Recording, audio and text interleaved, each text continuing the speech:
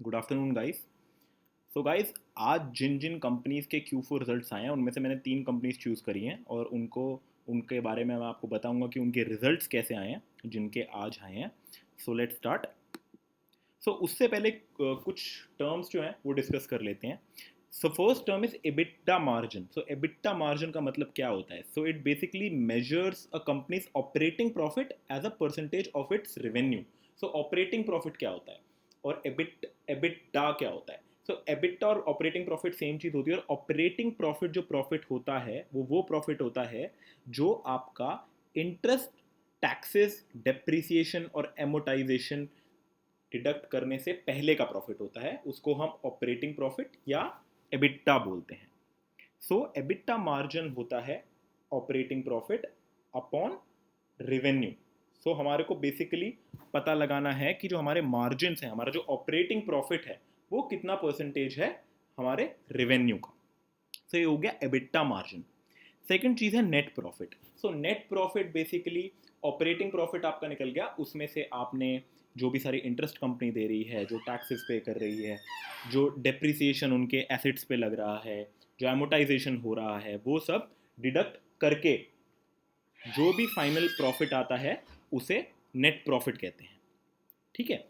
उसके बाद फिर थर्ड पॉइंट है, वो है अर्निंग्स पर शेयर। सो अर्निंग्स पर शेयर का कॉन्सेप्ट ये है कि जितने भी आउटस्टैंडिंग शेयर्स हैं जो मार्केट में हैं, जितने भी आउटस्टैंडिंग शेयर्स हैं उनको मेरे को देखना है कि उन एक एक शेयर पे मेरी अर्निंग कितनी हो रही है।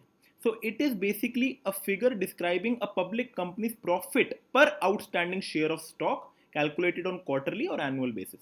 सो एपीएस बेसिकली निकालने का फॉर्मूला क्या है कि आप अपना नेट प्रॉफिट ले लें। नेट प्रॉफिट आपने ले लिया, उसको आप डिवाइड कर दें जितने भी आपके नंबर ऑफ स्टॉक्स हैं मार्केट में। नेट प्रॉफिट अपॉन जितने भी आउटस्टैंडिंग नंबर ऑफ शेयर्स हैं उसके उससे आपकी ईपीएस आ जाएगी, विच इज अर्निंग्स पर शेयर। ये थे फ्यू की terms. So guys, first company is Berger paints. Let's start with Berger paints. So Berger paints का, as you can see, there's a 49% increase in revenue, which you can also call the top line. अगर आपको कोई top line बोले तो top line means the revenue or the total sales. 101% increase in net profit. So net profit is also known as bottom line. EBITDA जो margins जो अभी मैंने पिछले उसमें समझाया has improved 16.56 वर्सेस 15.38। अच्छा, एक और चीज, जो ये सारे मैं वर्सेस बता रहा हूँ और जो मैं इंक्रीज बता रहा हूँ, this is year on year, not quarter on quarter, this is year on year. मतलब अगर 101% इंक्रीज है नेट प्रॉफिट, ये 101% इंक्रीज है year on year, which means कि जो ये क्वार्टर है लास्ट ईयर सेम क्वार्टर से कितना इंक्रीज है, डिक्रीज हुआ। ठीक है। तो EBITDA margin have also improved. EPS जो मैंने ईपीएस भी बताया उसमें भी 103% की इंप्रूवमेंट आई है।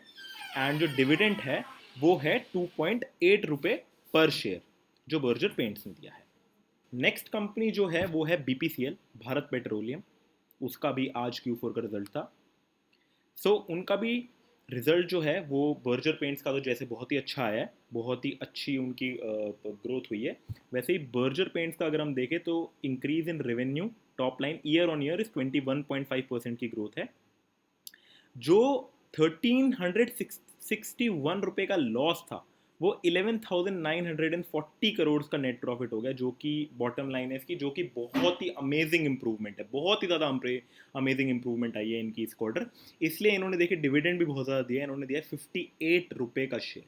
तो हर शेयर पे आपको 58 रुपये मिलेंगे बीपीसीएल शेयर होल्डर्स के लिए। अगर मैं नेक्स्ट कंपनी की बात करूं तो वो है फाइजर, जो कि फार्मास्यूटिकल में एक बहुत ही बड़ी और अच्छी कंपनी है। लेकिन इनका अगर आप इस बार का रिजल्ट देखेंगे तो इतना कुछ खास आया नहीं है। 6.8% इंक्रीज आई है इनकी सिर्फ रेवेन्यू में लास्ट ईयर से। नेट प्रॉफिट में तो यहाँ तक कि डिक्लाइन भी आया है 2.38% का। और डिविडेंड जो इसमें आपको मिलेगा वो है 35 रुपीज़ पर शेयर। ये 3 कंपनीज थी जो मैं कवर करना चाहता था। Thank you very much. अगर आपको मेरी वीडियो अच्छी लगे तो प्लीज़ लाइक और कमेंट कीजिए। आपको किसी भी कंपनी का अगर कोई एनालिसिस चाहिए, आपको किसी भी टॉपिक पे अगर आपको वीडियो चाहिए, प्लीज़ कमेंट कीजिए and please subscribe to our channel and hit the bell icon. Thank you.